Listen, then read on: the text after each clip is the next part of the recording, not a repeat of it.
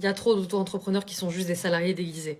Le salariat déguisé, c'est quand un auto-entrepreneur ou un freelance travaille pour une entreprise dans les mêmes conditions qu'un salarié. Un indépendant, il est censé avoir une certaine autonomie tant dans son emploi du temps, dans ses tarifs, dans les clients qu'il choisit, dans sa manière de faire, etc. Le salarié, lui, il va être soumis à un contrat de travail qui va lui imposer des horaires, un lieu de travail, des façons de faire, une hiérarchie, etc. Et une rémunération, bien sûr. Le salarié, il va avoir un lien de subordination avec sa hiérarchie. Et le problème, c'est que même si c'est très interdit, très illégal, très puni par la loi, t'as plein d'entreprises qui utilisent des freelances comme des salariés.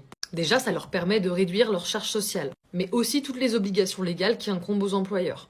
Il y a plein de contraintes du code du travail que les employeurs peuvent détourner grâce au salariat déguisé. Sans parler du fait que beaucoup de freelances n'ont même pas de conditions générales de vente, donc ils sont quand même dans une situation de précarité sociale et financière dans la plupart des cas. Donc pas de cotisation sociale, pas de cotisation pour la formation professionnelle, pas de cotisation pour la prévoyance collective, pas de mutuelle d'entreprise, pas de contribution patronale au financement des congés payés, même pas de contribution pour la médecine du travail, bref, ça a beaucoup d'avantages pour un employeur. Alors, pour reconnaître le salariat déguisé, il y a quand même quelques indicateurs qui sont très alarmants, des gros red flags. Si, en tant que freelance, tu es contraint de travailler pour un seul client parce que eux te le demandent, ou parce que t'as plus le temps, ou parce que le client l'a vraiment volontairement explicité.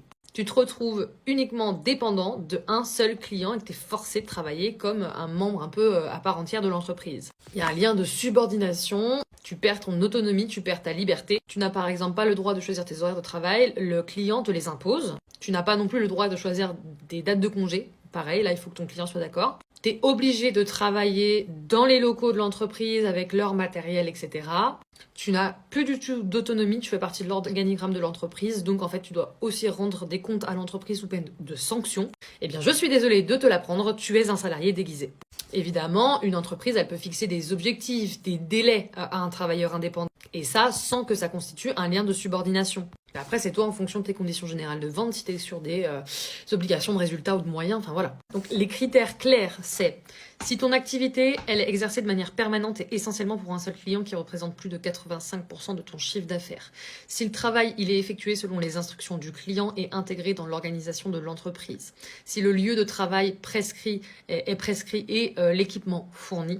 S'il y a des sanctions, des obligations de participer aux réunions, de rendre des comptes et si tes congés et jours de repos te sont imposés, dans ce cas-là, tu es dans un cas de salariat déguisé et tu peux te retourner contre ton client. Rassemble les preuves, contacte les impôts ainsi que l'inspection du travail. Les impôts, normalement, ils sauront de toute façon vous orienter vers la bonne structure. Vous pouvez directement aussi contacter les prud'hommes, ils sauront vous orienter. Et c'est pas moins de 4 lois et le code du travail et le code général des impôts qui vont venir s'appliquer dans la tronche de votre client.